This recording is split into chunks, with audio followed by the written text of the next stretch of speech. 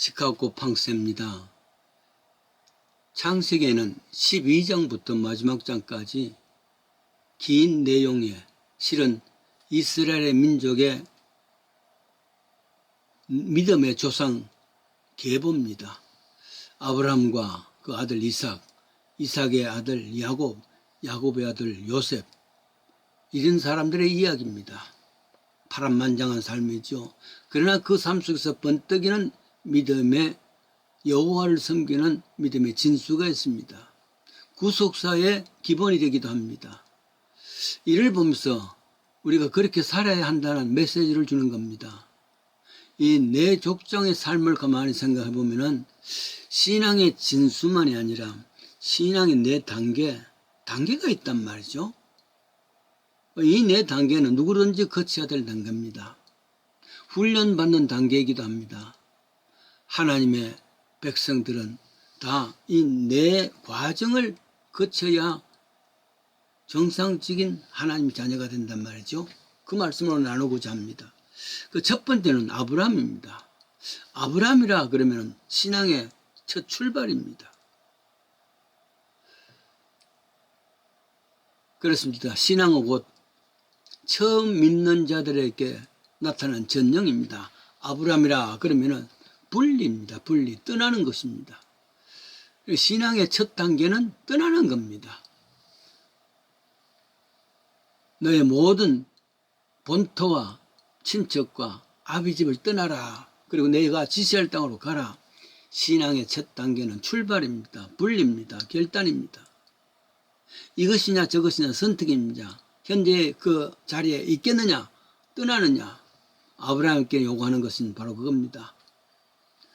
본토, 친척, 아비집 세 군데서 출발해서 새로운 곳으로 가는 겁니다. 즉 떠나는 것, 분리하는 겁니다. 거룩함이란 것은 세속과의 분리입니다. 지금까지 살고 있었던 삶의 방법에서 분리입니다. 지금까지 살아왔던 삶의 가치에서 떠나는 겁니다. 그러기 위해서는 많은 포기가 필요하죠. 아브라함은 바로 삼중 포기를 합니다. 본토를, 친척집을, 아비집을 말이죠. 기독교는 떠남과 분리의 역사요. 그 분리라는 것이 거룩함입니다. 그렇지 않으면 부정한 삶 그대로 있는 겁니다. 믿음의 순례자의 길은 떠나는 겁니다. 롯과 세 딸이 살아온 소돔 고모라에서 떠나야 합니다. 이스라엘 백성을 종살이하던 애굽에서 떠나야 합니다. 분리입니다. 하나님 지시할 땅으로 가는 겁니다. 그것이 신앙의 순례의 길입니다. 죄악의 도성에서, 소돔에서, 노예의 도성에서 떠나는 겁니다. 이는 오늘날 예수를 믿으려면 무엇보다도 이 땅의 소망과 이 땅의 모든 삶의 내용들을 부정하고 포기하고 하나님의 약속은 천국까지 순례의 길을 요구를 합니다. 신앙 인격의 첫 단추는 아브라함이 모든 것에서 분리하듯이 그 순종하듯이 믿음의 출발은 순례자의 길은 세상에서부터 분리하는 것. 지금까지 내가 최고로 여겼던 그것에서 떠나는 겁니다. 이 출발이 없으면 그 다음에 잘하지를 못하지요. 이런 출발하는 사람이 두 번째 길이 있습니다. 이삭의 길입니다. 두 번째 단계는 바로 이삭의 길입니다. 그냥 떠나서 분리해서 머물지 않고 다음에는 어디로 해야 되느냐 하면은 두 번째 족장 이삭과 같이 그는 특별한 삶, 밋밋한 삶을 살았지만은 그는 가장 분명한 것은 자기가 모리아산에서 하나님 앞에 헌신했던 겁니다. 그 말의 뜻은 모리아산에 자기를 드렸다는 말의 뜻은 예배입니다. 일단 분리하고 난 뒤에 세상과는 그런 거리를 두고 세상에서 떠나나온 사람은 어떻게? 하나님을 만나고 하나님을 예배하는 순서가 두 번째. 그러니까 처음 예수 믿는 사람은 세상과 분리를 하고 그 다음에 교회 생활, 하나님 만나는 생활, 예배 생활입니다. 그게 이삭의 이야기 아니겠습니까? 단을 쌓는다 그랬습니다. 비록 야곱이란 이삭이라는 사람이 별로 좀 모자라는 것 같지만은 그럼에도 불구하고 끊임없이 하나님 앞에 몸을 바치는 예배드리는 것, 그런 과정이 있다는 겁니다. 세상에서 더 떠났어 교회에서 예배생활을 하는 사람, 이런 훈련 세 번째가 있습니다. 야곱의 일생이죠. 세상에서 떠나서 그 다음에 하나님을 향한 헌신이 있고 하나님을 향한 예배가 있다 그러면은 이상하죠. 그런 사람은 만사형통이 돼야 되고 바로 천국을 데려가야 되는데 아닙니다. 야곱이라는 사람의 긴 인생이 바로 그 세 번째입니다.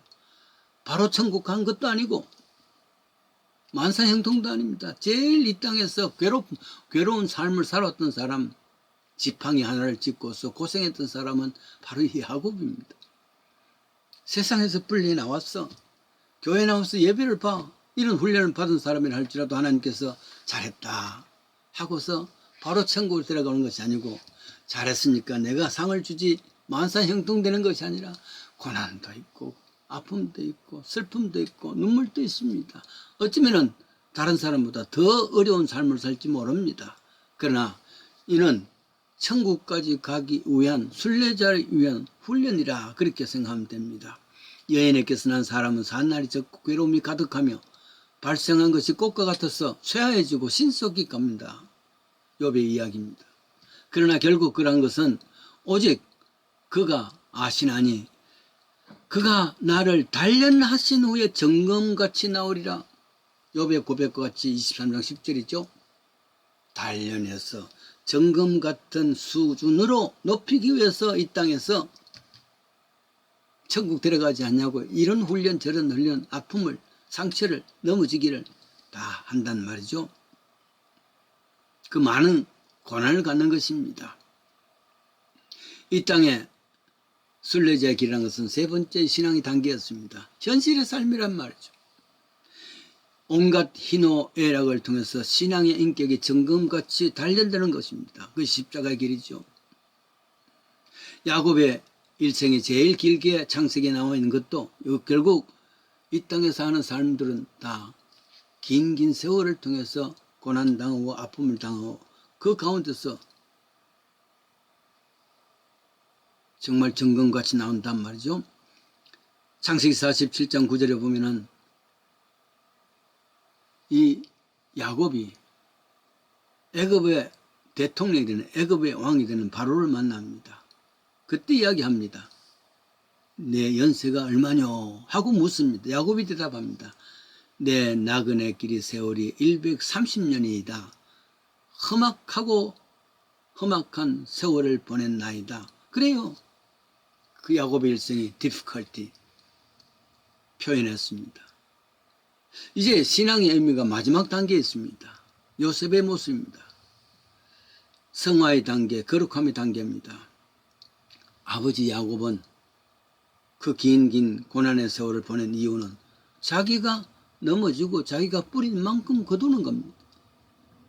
남에게 사기를 쳤으면 지도 사기를 당하기도 하고 남에게 거짓말을 했는데 자기도 거짓말을 당하기도 하고 그런 것이 야곱의 일생이라면은 뿌린 만큼 거두는 것이죠. 요셉의 경우에는 뿌린 것이 없습니다. 악을 뿌린 것은 하나도 없는데 가장 고난스러운 삶을 살았습니다. 노예로 팔려가기도 하고 정치범들이 수용소에 들어가기도 하고 옥에 갇히기도 하고 말이죠. 그건 누구의 수준인가? 예수님의 수준이죠. 예수님께서 아무런 죄도 없는데도 불구하고 십자가의 고난을 당했습니다. 그 순수했던 마지막 수준이죠. 요셉은 바로 예수님의 수준이다 그 말입니다. 날마다 우리는 지어져 가는데 아브라함의 신앙에 머물러서는 안 됩니다. 불림은 아니라 하나님 앞에 정성들이 봉사하고 충성하고 예배드리는 겁니다. 이삭의 수준입니다. 거기에 머물러서는 안 됩니다. 야곱의 수준같이 끊임없는 고난과 아픔을 통해서 정금같이 만들어지는 겁니다. 결국은 나중에는 죄가 없다 할지라도 고난당하는 그 모습까지 예수님의 수준까지지요. 그래서 예수 안에서 함께 지어져 가는 겁니다.